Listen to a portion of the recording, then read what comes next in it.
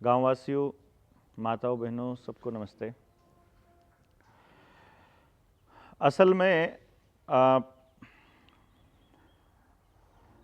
मेरी बातचीत का मुद्दा बच्चे ही रहेगा आज का। और इस स्कूल को जब देखा मैंने और इसके बारे में जब पता चला कि मास्टर जी ने किस तरह से इस स्कूल को बचाने का काम किया, वो बड़ा अद्भुत था। बहुत कम टीचर्स अपने डिपार्टमेंट में ऐसे मिलते हैं। तो इसके लिए मतलब मैं समझता हूँ कि जितना आभार व्यक्त किया जाए मुख्य अध्यापक जी का, श्री रविंद्र जी का, उतना कम है। लेकिन फिर मेरे भी मन में यह आया कि क्या हम इस गांव के लिए, जहां ऐसे शिक्षक मौजूद हैं और जहां ऐसे लोग मौजूद हैं गांव वाले, क्या हम ऐसा कुछ कर सकते हैं जो वाकई में करने लायक, इससे अगले स्टेप पे, यानी एक स्टेप तो बढ़ा दिया कि जगह तो बना दी अपने बच्चों के लिए, तो ईब आगे इसका अगला स्टेप क्या करें।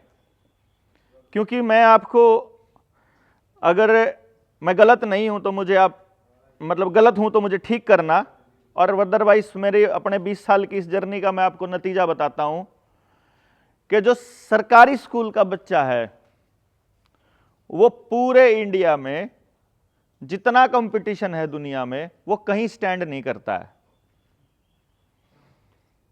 क्यों? क्योंकि गांव ने इस स्कूल को अपना स्कूल मानना बंद करके सरकारी मानना शुरू कर दिया। इस स्कूल की जमीन किसकी? गांव की। इसमें जो ये कमरे बने हैं तो एसएससी ने बनाए। इससे पहले वाले कमरे जो थे, जिस तरह ये वाले कमरे हैं, ये कमरे तो गांव वाला ने बना रखे होंगे, ये बना रखे हैं। यानी किसी टाइम पे जब स्कूल बना था तो वो स्कूल के अंदर जो जमीन के ऊपर जितनी भी बिल्डिंग बनाई गई थी, वो गांव वाला ने डोनेशन से इकट्ठे करके एक साथ मिलकर बनाए थे कि हमारे गांव के बच्चे स्कूल में पढ़ेंगे और फिर कुछ नई चीज सीखेंगे और अपने गांव के लिए कुछ करेंगे। क्योंकि शिक्षा समाज का विषय है। शिक्षा किसी व्यक्ति का, आपके अपने बच्चों के लिए अगर आप खुद लगे रहते हो ना, तो उससे बड़ा गलत काम कुछ नहीं हो सकता अगर आप सिर्फ अपने बच्चे पर लगे रहते हो। क्योंकि आप अपने बच्चे के लिए कभी कुछ कर ही नहीं पाओगे। उसके कपड़े कोई और बनाता है, उसके लिए जूते कोई और बनाता है, उसके लिए किताब कोई और छापता है, उसके लिए जो भी जरूरत का सामान है वो कोई और ही दे रहा है ना। आप तो सिर्फ उसके लिए जो, अच्छा उसको संगत कोई और दे रहा है, टीवी पे क्या चल रहा है वो कोई और दे रहा है, तो आपके पास उसको देने के लिए इतना अक्सा है कि भाई ये पैसे हैं, मैंने कमा दिए और तेरी अपनी कमाई का एक हिस्सा जो है वो इस तेरे जीवन में शिक्षा के लिए लगा दिया, एक हिस्सा तेरे खाने पे यूज कर दिया। नहीं तो मदद तो उसको पूरा समाज करता है। तो बच्चे की जो परवरिश है और जो उसकी शिक्षा है वो समाज का विषय है। और जब समाज इस विषय से दूर हो जाएगा या समाज अपने अपने बालक पर लग जाएगा तो उसका बालक बर्बाद होना स्टार्ट हो जाएगा। यहां बैठे हुए हमारे टीचर्स भी हैं, गांव वाले भी हैं, चाहे अनपढ़ हो और चाहे पढ़ा लिखा हो, सबके बालक मोबाइल पर लाग रहे हो, ना लाग रहे हो तो बताओ। मतलब इसमें पढ़ा लिखा आदमी अपने बालक को मोबाइल से पीछा छुड़ा नहीं पाया। पढ़ा लिखा मां बाप अपने बच्चे को संस्कार सिखा नहीं पाया। अनपढ़ भी नहीं सिखा पाया, पढ़ा लिखा भी नहीं सिखा पाया। आज ये 1 लाख, 1.5 लाख, 50,000, 30,000 की तनख्वाह भी नहीं सिखा पाया, और 6 महीने में जीनस पैदा करने वाला किसान भी नहीं सिखा पाया, और 50 लाख रुपए कमाने वाला आदमी भी नहीं सिखा पाया। मतलब कोई नहीं सिखा पाया। कारण क्या है कि सारे अपने अपने पर लाग रहे। और जब उसका बालक बाहर जावे, मतलब जब उसका बच्चा बाहर जाता है, अब आप ये बच्चे हैं, अब माँ बाप घर तो कंधे रहेंगे, बेटा ये अच्छी बात, ये बुरी बात, ये अच्छी या बुरी बता देंगे। वह जब यार स्कूल में आए, ईब किस तरह पेंडा छटाओगे अपने बच्चे का। यानी जहां आपका बच्चा पढ़ने के लिए जा रहा है, या जहां भी आपका बच्चा खेलता है, या जहां भी नौकरी करता है, वहां कैसे पीछा छुड़ाओगा उसका? नहीं समझे बात आप? मैं आपको एक वाकया बताता हूं, उससे आपको थोड़ा अंदाजा हो जाएगा। मैं सरकारी स्कूल में टीचर था। 2011-12 में मेरे दिमाग में कुछ बातें आई। पहली बात यह थी कि सिस्टम यानी सरकार मेरे को पढ़ने के अलावा बाकी सारे काम दे रही थी, मतलब पढ़ाने के अलावा। जिस तरह ईब तो मेरे ख्याल से उड़ान पुड़ान टाइप के कई सारी योजनाएं आ रही हैं, उस टाइम भी छोटी मोटी आ जाया करती, तो एनजीओज के भरोसे हमारी ट्रेनिंग कर दी गई और उसमें वो एनजीओ वाले न्यू बताया करते कि भाई न्यू करना है, यहाँ डाटा इकट्ठा करना है। तो मैं बोला ये तो तुम डाटा इकट्ठा कर रहे हो, ये तुम सिर्फ डाटा इकट्ठा करने के अलावा कुछ नहीं कर रहे हो, डाटा मैनेजमेंट का गेम है तो सारा। बालक की पढ़ाई का क्या खेल, क्या मतलब है, वो तो कराओ, वो निजी हमें तो जो बोला गया हम तो वो करांगे, वो आपको सिखा गए। मैंने देखा कि मैं अगर स्कूल में टीचर रहा तो मैं अपनी ज़िंदगी में अगर आए साल अगर 101 बच्चे पढ़ाऊंगा और मैंने 15 साल नौकरी कर ली तो मैं तो 1500 बालकों की ज़िंदगी बर्बाद कर दूंगा, क्योंकि यह पढ़ाई तो मेरे बच्चों की ज़िंदगी बर्बाद करने लग रही है। इसमें बच्चा अपनी मर्जी से कुछ सीख नहीं पा रहा, टीचर अपनी मर्जी से कुछ सिखा नहीं पा रहा। कमाल की बात यह है, उसको सिलेबस दिया गया है कि इस हफ्ते में तुमने यो डाटा इकट्ठा करके देना है, इस हफ्ते में यो करके देना। तो वो अपने बच्चों को कुछ संस्कार देना चाह रहा है, अपने बच्चों के साथ जुड़ना चाह रहा है, अपने बच्चों के साथ समय बिताना चाह रहा है, उसके पास समय ही नहीं है उस चीज के लिए, उसके पास फिर ऊपर से डाक आ गई, दूसरे काम आ गए। तो मैं तो नहीं ऐसी जिंदगी जी पाऊंगा भाई। तो मैंने एक साइंस पे काम किया था, मैं आपको बताऊं, मैं और इस पे काम करने वाला पहला आदमी हूं इंडिया का, कि 3 साल की उम्र में बच्चे का हम ये बता सकते हैं कि इस बच्चे को परमात्मा ने कैसा दिमाग दिया है। मतलब 3 साल की उम्र से लेकर ऊपर किसी टाइम तक भी। भाई जैसे आज आपका बच्चा किसी स्कूल में पढ़ता हो फॉर एग्जाम्पल, तो 10वीं कर लेगा। किसी का बच्चा गांव में प्राइवेट स्कूल में पढ़ रहा है फॉर एग्जाम्पल, हम ये मान लें, 1 साल में एक बच्चे की पढ़ाई पे 1 लाख रुपए तो खर्च हो जाता होगा, जो नॉर्मली हो जाता ना प्राइवेट स्कूल में। साल में 1 लाख रुपया खर्च हो गया, 10वीं तक 13 क्लास हुए हैं, 10 से लेके 15 लाख रुपया खर्च कर दिया। और 10-15 लाख रुपया खर्च करने के बाद 10वीं के बाद फिर माँ बाप और बच्चा बैठ के प्लानिंग करे, इब क्या करना है, क्यों जी, यूं करे ना। फिर सोचे चल इवाल जितने नंबर आए हैं उसके हिसाब से अगली क्लास में दाखिला ले ला। 11वीं 12वीं कर ली, एक सिलेबस तय, जिस कॉलेज में दाखिला लेना चाहिए था उस कॉलेज में दाखिला मिला नहीं, तो फिर बैठ के प्लान करे इब क्या करा। फिर ग्रेजुएशन कर ली, फिर सोचा इब क्या करा, फिर मास्टर्स कर ली, फिर सोचा इब क्या करा। और जब वो कोई नौकरी पे लग जाता है, पता चलता है कि इस नौकरी में तो मैं खुश ही नहीं हूं, लेकिन अब उसके पास रास्ता नहीं है, अब वो छोड़ के कहीं और जा नहीं सकता। मतलब मैं दुनिया के कुछ भाग्यशाली लोगों में से अपने आप को मानता हूं कि मिली हुई नौकरी छोड़ने की हिम्मत मेरे से परमात्मा ने दी। मतलब फ्री में मिली हुई नौकरी, जब मैं पैसे देकर लाग रहा हूँ, मैं भी बिना पर्ची बिना खर्ची का था 2004 में। तो अगर आप पीछे देकर लाग रहे होंगे तो फिर के पता मैंने मजबूरी में सारी उम्र में पीछे पूरे करने पड़ दे। लेकिन मैंने देखा कि सिस्टम ऐसे काम नहीं करता, और मैंने जिस विद्या पे काम किया है उसका फायदा समाज को देने के लिए मेरे को इसको साबित करना पड़ेगा। कि लोग मान नहीं रहे, लोग समझ नहीं रहे कि मेरे पास जो है वो ले लो। मैं कह रहा हूं कि यार आप अपने बच्चे को ये सोचने की जरूरत नहीं है 10वीं 12वीं के बाद, आपको 5-4 साल की उम्र में ही पता चल जाएगा कि आपका बच्चे के अंदर टैलेंट कौन सा है, और जो उसमें टैलेंट है उसके हिसाब से उसको जिंदगी में के लिए तैयार कर लो। अगर उसको स्पोर्ट्स पर्सन बनाया है परमात्मा ने, अगर उसको साइंटिस्ट बनाया है, लेखक बनाया है, सिंगर बनाया है, डांसर बनाया है, उसको टैलेंट दे रखे हैं, उसका इस्तेमाल करने के लिए उसके उन टैलेंट को निखारने का काम चालू कर लो। तो लोग सुनते नहीं थे, उसको साबित करने के लिए फिर मैं चंडीगढ़ चला गया। और 2016 में मुझे एक बात समझ में आई कि असल में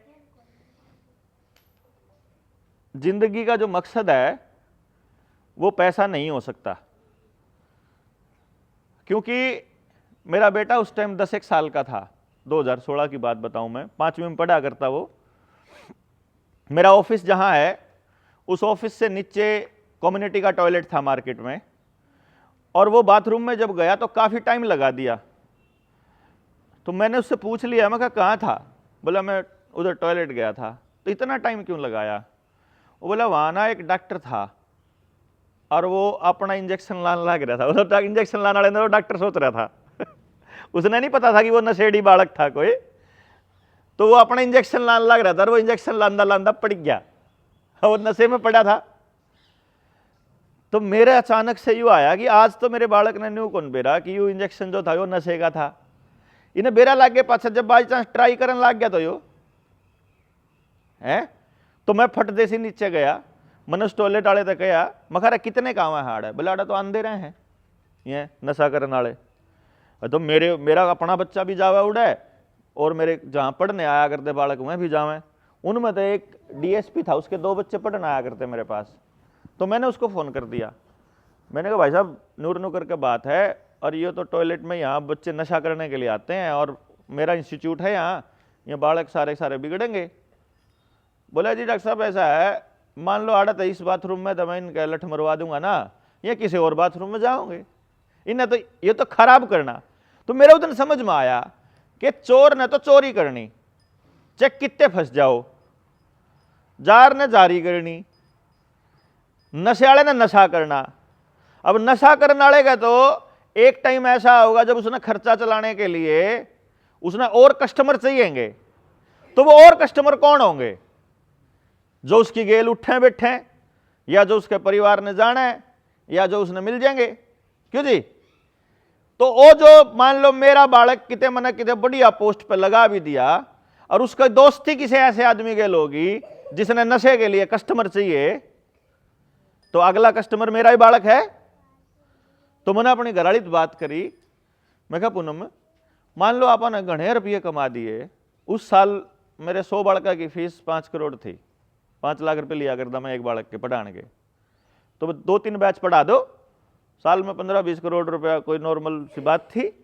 तो मैंने अपनी पत्नी को बोला, मैं कहा पूनम अगर मान लो अपने थोड़ा घने रुपये हो जाए, बड़ा एक घर हो जाए, घना सौदा हो जाए, और फिर एक दिन हमारा एक बालक है रो नशे की गिरफ्त में आ जावे, तो जिंदगी किसी को है? सोच के बता। सोचो आप कि जब वो एक के बालक है और वो अगर उस लेवल पे चला जावे तो आप क्या करेंगे? कुछ नहीं, जिंदगी फिर उन रुपये सर पर का नाच लो, उन प्लाटा ने, उन मकाना ने, सारी उम्र रोने के अलावा दूसरा रास्ता नहीं बचता। और हमने सारी उम्र क्या लगता रहेगा कि हम अपने बच्चों की परवरिश ठीक से कर नहीं पाए, या हम अपने बच्चों को संस्कार नहीं दे पाए, हमें ऐसा लगेगा। जबकि असली बात यह नहीं है। असली बात यह है कि हमारी सबसे बड़ी गलती यह है कि हमने अपने बालक छोड़ के किसी और के बालक के बारे में सोचा ही को नहीं था। जिस दिन गांव में पहला बालक नशेड़ी होगा ना, उस दिन समझ लियो कि चाहे आखिरी हो लेकिन आपका बालक भी उसका कस्टमर बनेगा। मतलब वो छोड़े को नहीं हो, बेचे हो तो सामान बेचना जी। इब डॉक्टर है, मान लो डॉक्टर है, इब डॉक्टर साहब की गुड़िया को एमडी में दाखला दुआ के ले आए, इब कुछ न कुछ खर्चा भी होया है, इब खर्चा होया है तो कल न वो डॉक्टर बनेगी, डॉक्टर बन गए वह बैठ जाएगी। अब जो उन्हें करनी है सेवा, फिर तो वह न्यू चाहेगी कि सारा गांव सुखी रहे, कोई भी बीमार ना पड़ो। पर जब उन्हें खोल लिया अस्पताल कर्जा ले गए और उसने वो कर्जा पड़ना है, तो वह तो लक्ष्मी आगे रोज दीवा बात तीनों करेगी, ये भगवान इनके गोडे खराब हो गए, इनका हार्ट अटैक हो गया, इनका लीवर खराब हो गया, इनकी किडनी खराब हो गया, नहीं कहेगी। मतलब मैं तो डॉक्टर साहब तो मस्जिद तो टारगेट पे हूं आगे, लेकिन मैं तो उस बालक की बात कर रहा हूं जो डॉक्टरी में करोड़ रुपया देकर एमबीबीएस करेगा। वो तो न्यू मानेगा ना कि भाई तारे जितनी बीमारी होंगी उतना उसका घर बढ़िया चलेगा, उतना कर्जा तोड़ा पड़ेगा वो। मतलब किसी का बिजनेस अगर किसी की बीमारी या उसके सत्यानाश पे है तो चाहेगा कि सत्यानाश हो। ये फर्टिलाइजर वाले ने क्या मतलब, अगर भाई इनका कैंसर होगा, इनके इसमें यूरिया डीएपी गिरे है, उसका तो सामान बिकन लाग रहा हो तो चाहेगा कि बिके। क्यों जी?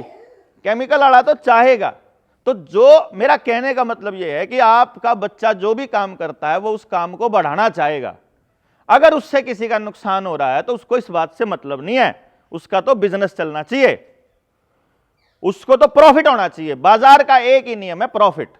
तो जब हम अपने बच्चों की परवरिश के अंदर पैसा घुसा देंगे, समाज को छोड़ के कि तुमने पैसे के लिए काम करना है, तुमने पैसा कमाने के लिए काम करना है, उस दिन से आपका बच्चा उसी समाज का सत्यानाश करने लग जाएगा।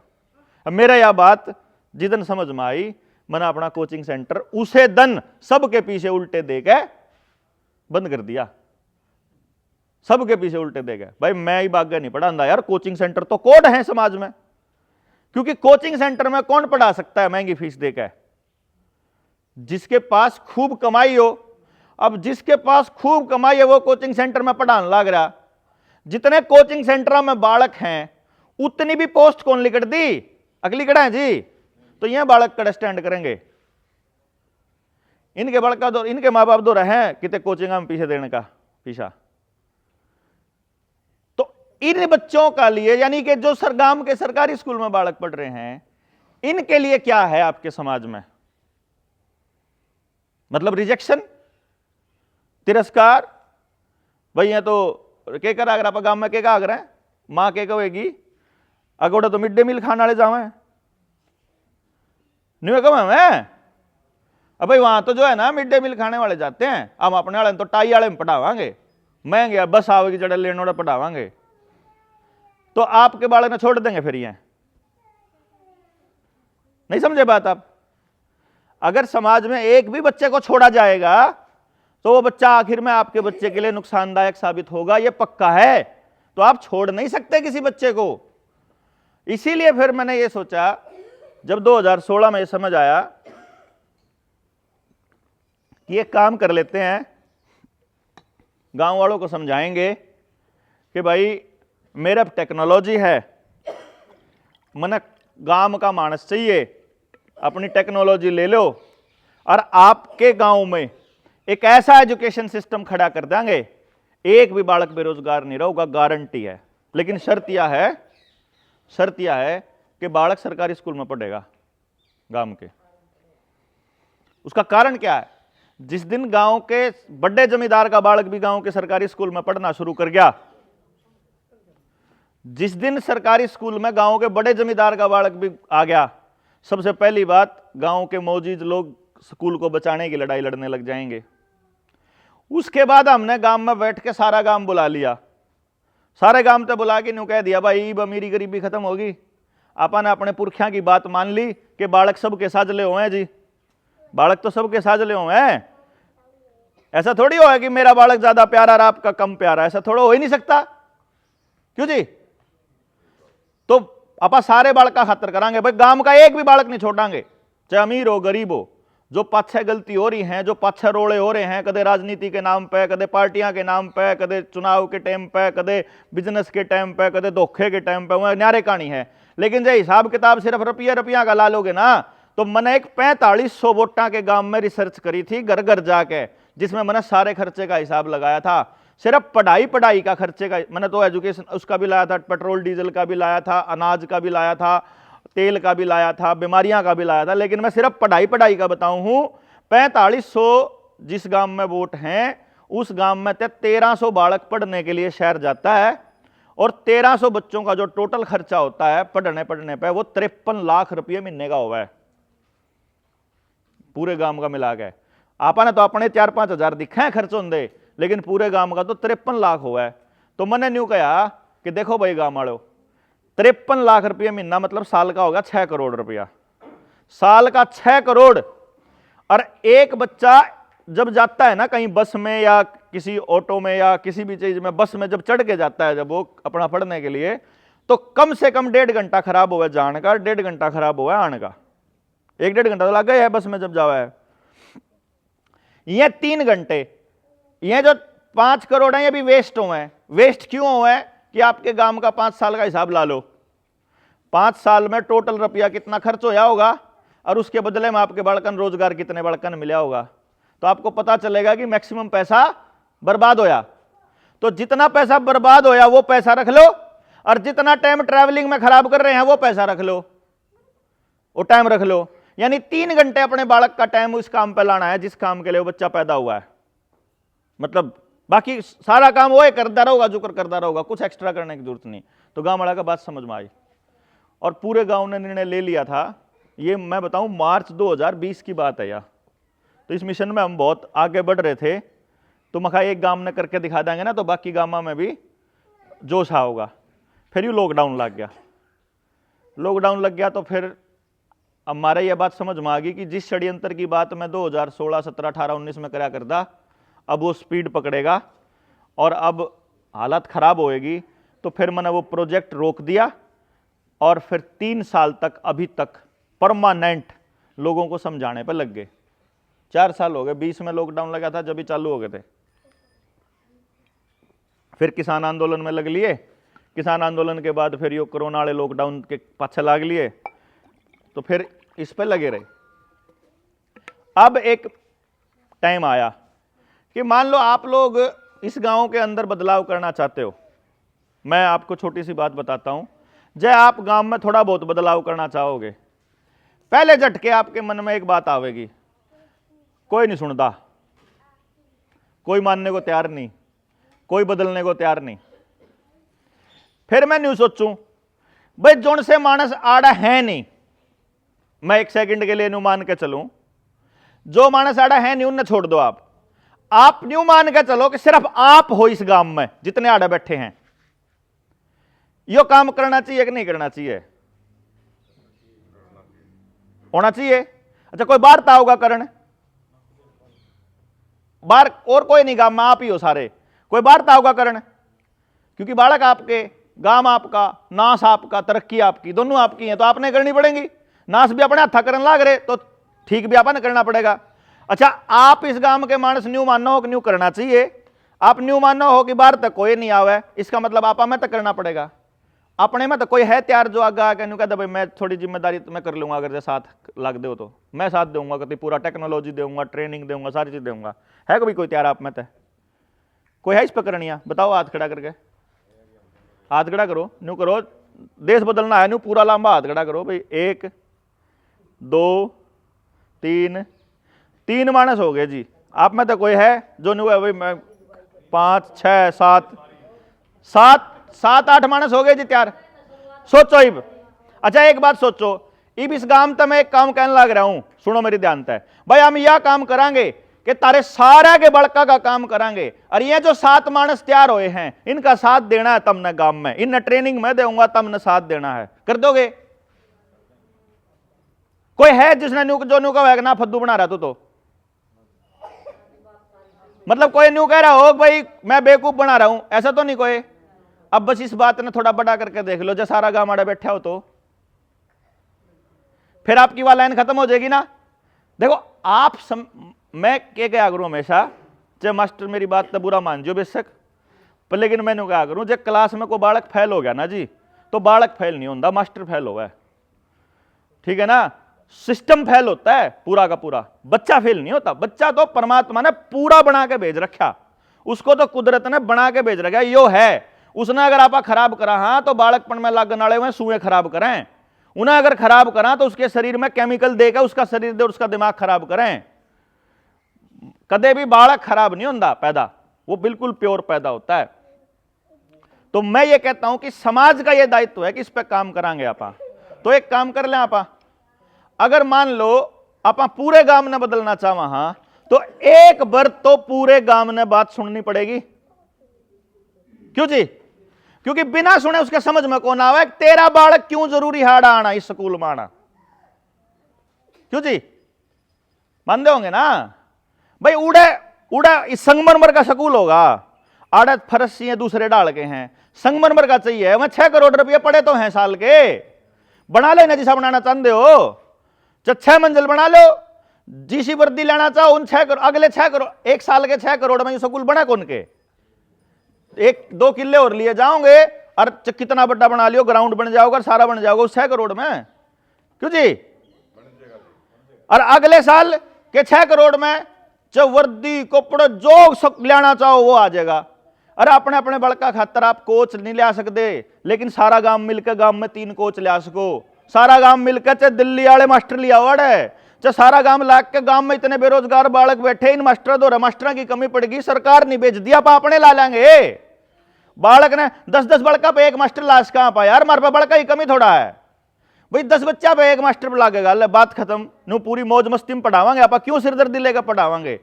कह दो सरकारी ने, कह दो डाक लाइन पर लो, बैठो जी आप बैठो मास्टर जी डाक बनाओ, आप फालतू टेंशन ना लो, हम पढ़ा लेंगे अपना ना, आप अपनी तनख्वाह लो, डाक बनाओ, हम हमारे बड़कत के करवाना हम आपको कर लेंगे। अब मिलजुल का पसारे कर कौन सकते हैं? बहुत आसान है जी, बहुत आसान, सिर्फ समझ में आने के बाद, समझ में आने के बाद तो इच्छा शक्ति भी जाग जाएगी। समझ में नहीं आओगा जब तक इच्छा शक्ति भी नहीं जागर हो भी नहीं। समझ में आने के लिए अपन गांव इकट्ठा करना पड़ेगा। गांव इकट्ठा न्यू कौन हो है जी, क्योंकि बंट रहा है गांव। मैं गांव में शुरू में जाकर था 2016 में, मैं कहता जी आज यो ओडा न्यून परले पाने में आजियो नो लाउन की चपाड़ में हम कौन बड़ा कर दे, उस गाड़ में हम कौन जा कर दे। क्या तक मेमोरी के इलेक्शन में रोड़ा हो गया था ठीक है जी, ओ कोई बात को नहीं, थारे में न्यारा बता देंगे, थारे में न्यारा जिदन समझ में आओगा तारा रोड़ा न्यारा है भाई। मारे मारे मेरा याद है मेमोरी के इलेक्शन की बात, मैं इतना के छोटा है था, मारे उस टाइम पे इलेक्शन में लठ दर रहे कुआड़ पाछे, अब रोड़ा उसका है लठ दर लिए, अकबर रोड़ा उसका। अच्छा बाय चांस वो पूरा गर्म माहौल हो रहा, पूरा हीटेड एनवायरमेंट हो रहा, और वो बाय चांस रोड़ा कौन होया, रोड़ा नहीं होया, लेकिन पूरा चल रहा है एक दूसरे की बहस। अच्छा इलेक्शन खत्म होया नहीं, खत्म होने में दोनों बैठे चाह पीन लग रहे कैंडिडेट, इलेक्शन खत्म होते ही भाई, और जो रोड़ा था ना वो इलेक्शन तक था बस, वह जो एक दूसरे का विरोध था, ये तो आप भाई। हाँ वह बात जिस दिन गामाड़ा का समझ में आ जाएगी उस दिन सारी समस्या का समाधान होना शुरू हो जाएगा।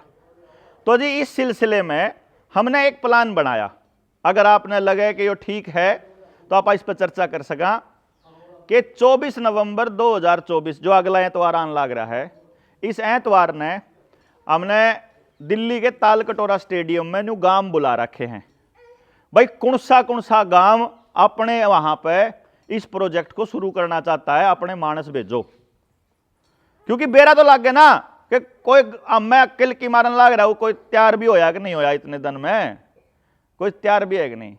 तो आप एक काम करांगे कि मान लो अपने गांव में तो कुछ लोग जाएंगे, जब आप लोग सारे जने सारे तैयार हो जाओ, और जब अपने गांव में तो और मानस तैयार कर लो, गांव में तो 1 बस कर लो, 2 बस कर लो, इस हिसाब से 1 लेडीज की कर लो, 1 जेंट्स की कर लो, तो उड़े जाके आप न्यू देख सका। हाँ कि भाई सिर्फ हमारा गांव नहीं है, और गांव भी इस मिशन में चल रहे हैं, यो कोई ऐसा काम नहीं है कि हम कर रहे हैं, ये पूरे देश में जो विचार जा सके। देखो इकट्ठे होने का सबसे बड़ा फायदा ये है कि जो लोग न्यू बाट देख रहे हैं अपने अपने गांव में, करे ना सो लिया हमारा खर्चा गणा होने लग रहा है, जब आप बात उन तक न्यू पहुंच जर इतने मानस लाख की एक बदलाव की दिशा में सोच रहे हैं, तो मुझे ऐसा लगता है कि बाकी लोग भी इस दिशा में सोचना शुरू कर देंगे। और जो हिम्मत जो है मास्टर जी ने, रविंद्र जी ने जो दिखाई है कि मैं स्कूल में बोलने का मौका दे दिया, नहीं तो मास्टर की पिंडी का जी मैंने स्कूल में बुलंदी आना।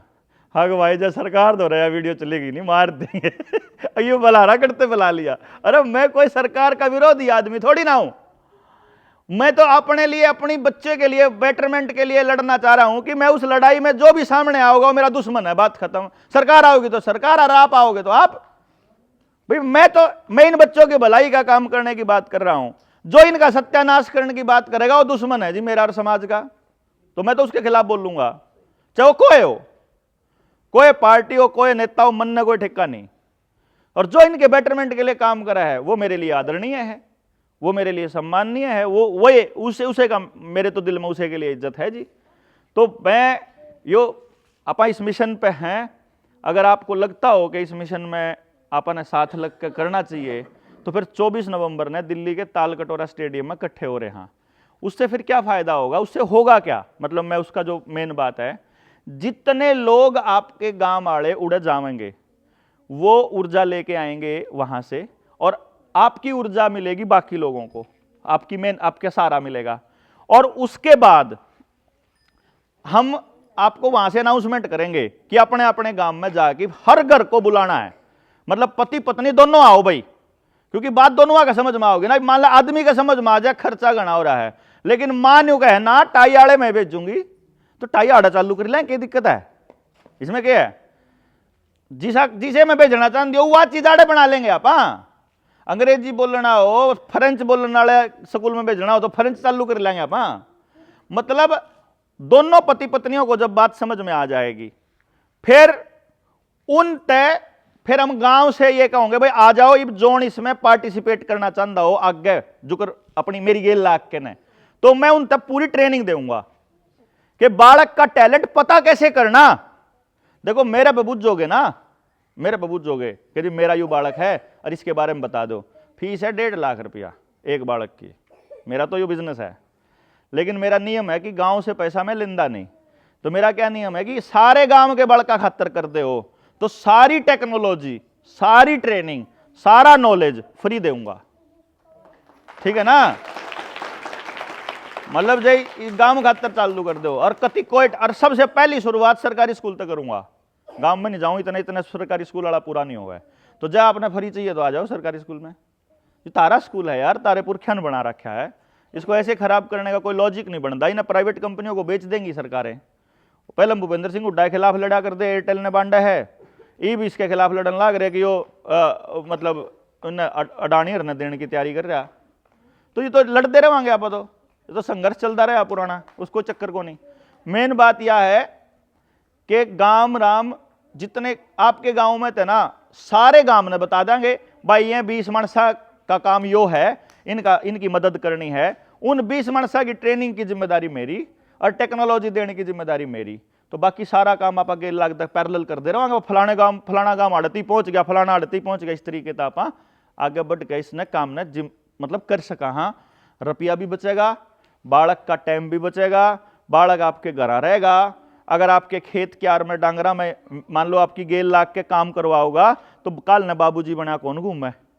उस टाइम पे ना जिन जिन माया ने अपने बड़का तो न्यू कहा था ना, डांगरा तो मैं प्या लाऊंगी तू तो पढ़ ले, जिन जिन ने न्यू कहा था खेत में तो न्यार तो मैं ले आऊंगा तू पढ़ ले, ईब उनके बालक सब तन कम्मेर ने ठल्ले हुए बैठे हैं, ना वहीं हाथ लांदे डांगरा के, ना हाथ लांदे वहीं खेत के, क्योंकि उस टाइम पर तो न्यू कहते पढ़ ले, अरे पढ़ के हासिल कुछ नहीं होना, क्योंकि यह पढ़ाई आपके बच्चों को रट्टा मारने के अलावा कुछ नहीं सिखा रही है।